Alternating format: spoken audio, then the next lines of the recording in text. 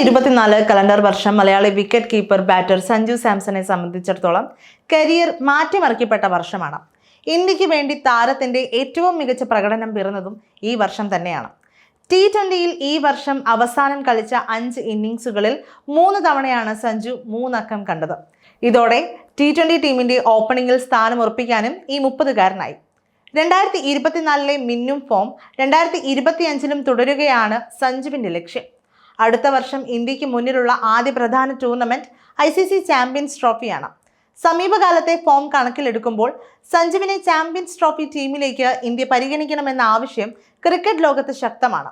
ഏകദിന ക്രിക്കറ്റിൽ താരത്തിന് മികച്ച റെക്കോർഡ് ഉണ്ടെന്നതും ഇതിനൊപ്പം ശ്രദ്ധേയമാണ്.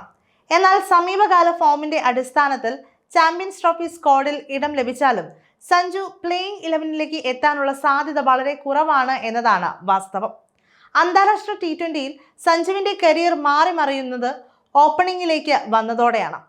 എന്നാൽ ഏകദിനത്തിൽ ഓപ്പണിംഗ് സ്പോട്ടിൽ ഒഴിവില്ല എന്നതാണ് സത്യം. ക്യാപ്റ്റൻ രോഹിത് ശർമ്മയും ഉപനായകൻ ശുഭ്മാൻ ഗില്ലുമാണ് നിലവിൽ ഏകദിനത്തിൽ ഇന്ത്യയുടെ സ്ഥിരം ഓപ്പണർമാർ.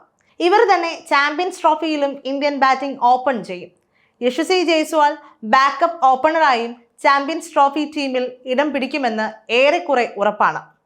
പ്രധാന വിക്കറ്റ് കീപ്പറായും സഞ്ജുവിനെ പ്ലേയിങ് 11ലേക്ക് പരിഗണിക്കാൻ സാധിക്കില്ല. കാരണം ഈ സ്ഥാനത്ത് ഋഷഭ് പന്തിനെ ഇന്ത്യ മാറ്റി പരീക്ഷിക്കാൻ സാധ്യത കുറവാണ്. ഇതുകൊണ്ട് തന്നെ സഞ്ജുവിനെ മധ്യനിരയിൽ ഒരു സ്പെഷ്യലിസ്റ്റ് ബാറ്ററായി പരിഗണിക്കാനുള്ള ഓപ്ഷൻ മാത്രമാണ് സ്ക്വാഡിൽ എടുത്താലും ഇന്ത്യൻ ടീം മാനേജ്മെന്റിന് മുന്നിൽ ഉണ്ടാവുക. അതേസമയം ഇന്ത്യയുടെ മധ്യനിരയിൽ ഋഷഭ് പന്തിന് പുറകെ KL രാഹുൽ, ശ്രേയസ് അയ്യർ, ഹർദിക് പാണ്ഡ്യ എന്നിവരാകും ആദ്യ ഓപ്ഷനുകൾ. ഇവരെ മറികടന്ന് സഞ്ജുവിനെ ഇന്ത്യ പ്ലേയിങ് 11ലേക്ക് പരിഗണിക്കാൻ സാധ്യത കുറവാണ്. ചുരുക്കി പറഞ്ഞാൽ ചാമ്പ്യൻസ് ട്രോഫി സ്ക്വാഡിൽ ഇടം നേടിയാലും T20 ലോകകപ്പിൽ കണ്ടതുപോലെ ഡഗ്ഔട്ടിൽ സഞ്ജുവിന് സമയം ചിലവഴിക്കേണ്ടി വരും. മികച്ച ഫോമിലൂടെ കടന്നുപോകുന്ന സമയത്ത് സഞ്ജുവിന് കനത്ത തിരിച്ചടി നൽകുന്ന സൂചനകളാണ് ഇത്. അതേസമയം 2023 ഡിസംബറിലാണ് സഞ്ജു അവസാനമായി ഇന്ത്യക്ക് വേണ്ടി ഏകദിനത്തിൽ കളിച്ചത്. ദക്ഷിണാഫ്രിക്കൻ പര്യടനത്തിലെ അവസാന ഏകദിന മത്സരം കൂടിയായിരുന്നു ഇത്.